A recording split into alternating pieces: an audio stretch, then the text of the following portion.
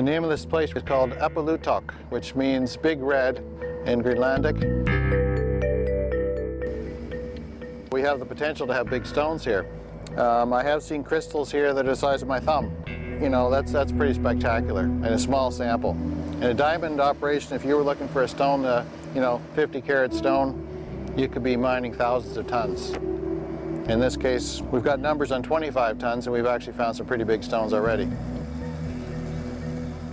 I think the first thing when you're doing any sampling is when you see the structure running down and you say, how far does it go?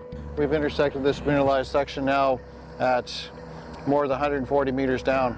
So we're very fortunate now. We know that to depth now, the rocks aren't pinching out to depth. We're still finding similar thicknesses down to below 100 meters.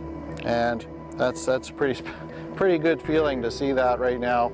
Also to see ruby in the drill core. We've seen rubies in half the holes almost so far. We've intersected the zone in most of the holes. And there's several zones that we're seeing, and some zones are thicker than in other places. But the main zone that we're looking for is there. The zone we're standing on is part of a folded structure. That's a good thing, because what folding does is folding repeats the same sequence over and over again sometimes. So it means you may have the mineralization repeated time after time in the same area, which is good, because instead of having it stretched out in a long area, you've got it folded up and you have a tighter area, and it's thicker. So when we hit the drill holes, we're hitting this zone, then we hit the next zone, which is a folded section of it.